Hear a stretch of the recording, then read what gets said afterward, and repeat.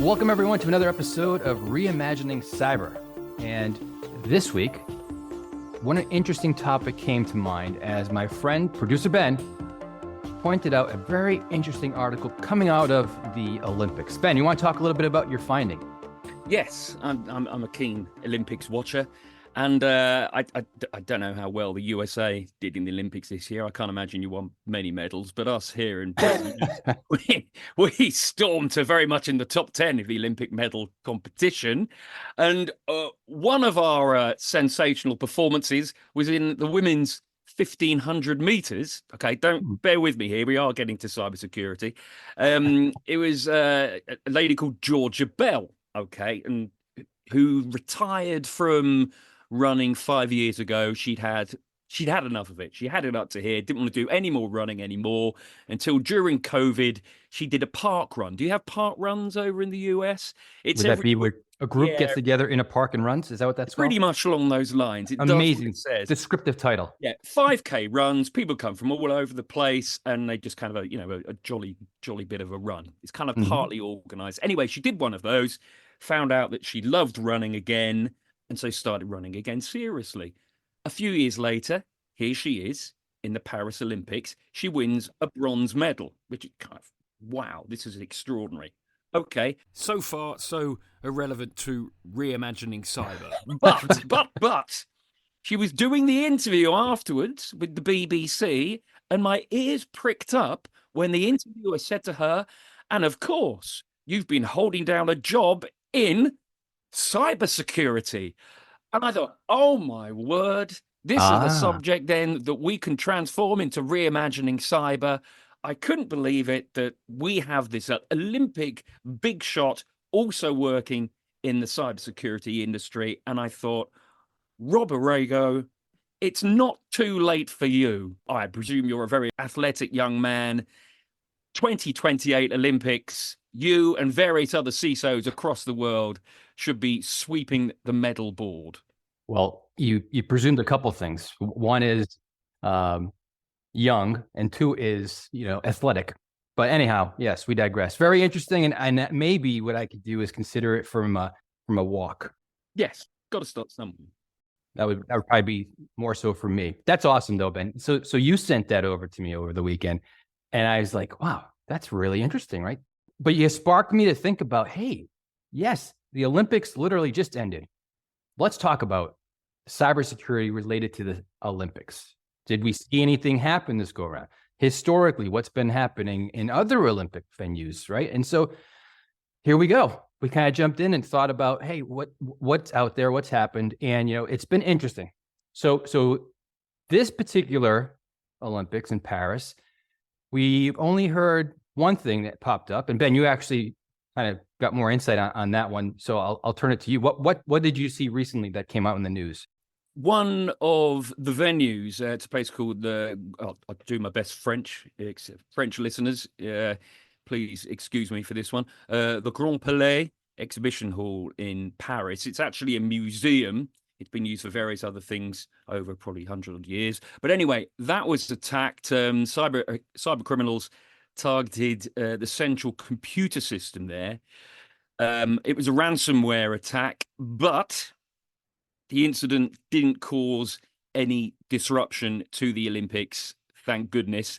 But what we did find out after that report was there were 68 various cyber attacks on the Olympic Games just over the first few days of the whole game. So the various hackers, the bad actors were really getting in there trying to cause problems. But thankfully, apart from that one incident, which didn't really cause any issues, they managed to fight them off. They did. And they did to this point. So we'll see kind of what else comes out afterwards, right? That, yes, the Olympics are over. Some of the information will start flowing out there. So yeah, 68 cyber attacks prevented. So we went back and said, okay, well, what's happened in the past? And then let's get to some of the preparation that went into this Summer Olympics as well. And so if you go back several years ago, actually, 2016, the Olympics in Rio took place. Prior to the start of the games, the official Rio Olympics website was taken offline. And other organizations associated to the Olympics at that time also suffered large-scale outages. And so it was actually attributed back towards a denial of service attack that was trying to obviously disrupt things. And it was months before the actual games went live. There was another element of it, which was very interesting. And if you recall, behind the scenes, it was Russia who basically targeted the World Anti-Doping Agency. And coming out of Russia as one of the key nation state attackers within there, known as Fancy Bear, which we've talked about in many episodes. They've been behind many different attacks. They basically implemented a phishing campaign, enabled themselves to gain access into the database for the World Anti-Doping Agency, and released a bunch of different confidential information on different athletes. I think it said about 40 plus athletes, and the details of, any of the different testing and whatnot. So interesting kind of what happened, and obviously, geopolitical aspects behind the drive to get that out there, right? That was kind of a retaliation attack, some of that on in the Sochi Olympics, I believe, the Winter Olympics there. There's an awful lot of question marks, to say the least, were raised against Russian athletes, and various athletes, I think, were stripped of their medals. I will double check all of this. And I think it was a retaliation to that. I know the Fancy Bear attack, Fancy Bear. You get the general idea. Attack that kind of really hit here in Britain. It was to do with something called therapeutic use exemptions. I don't know if you're aware of those within athletics, within the Olympics. What these are is if you're on medication for a genuine illness or an issue that you have, you can get an exemption, so you can actually take this medication. And so if there's anything in it that you shouldn't be using, you don't get banned. Well, an awful lot of that information was released. Okay, the therapeutic use exemption information was released on various athletes. And so people then started raising their eyebrows, thinking, should that athlete really be having that exemption? Do they really have that wrong with them? A cloud, if you like, was cast over the British cycling team, where a few of the cyclists within it, they had these exemptions, and people were thinking, should they really have that exemption?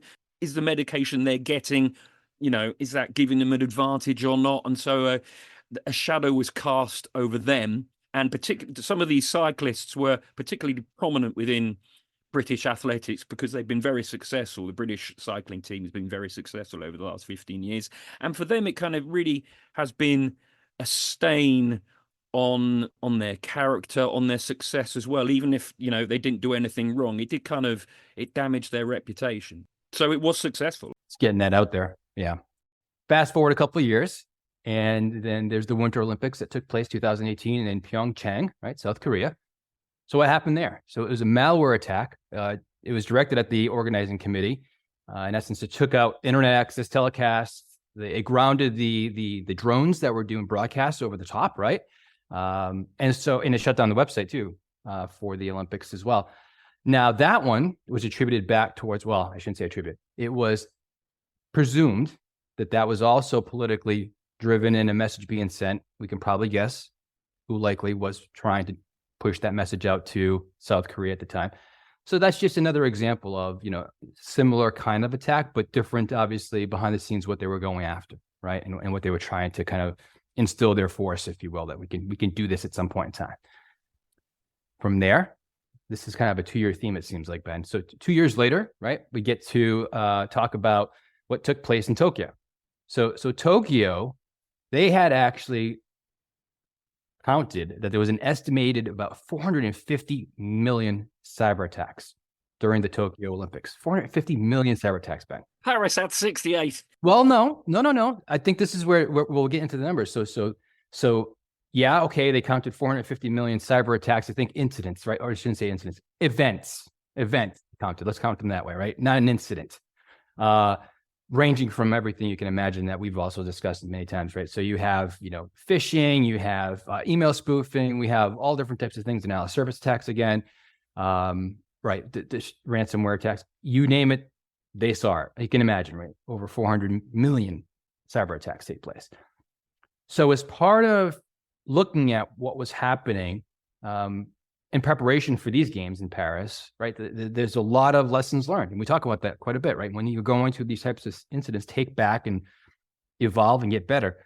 So as they were preparing for the Paris Olympics, they estimated that they were going to see an 8 times exponential growth of attacks than what was seen in Tokyo.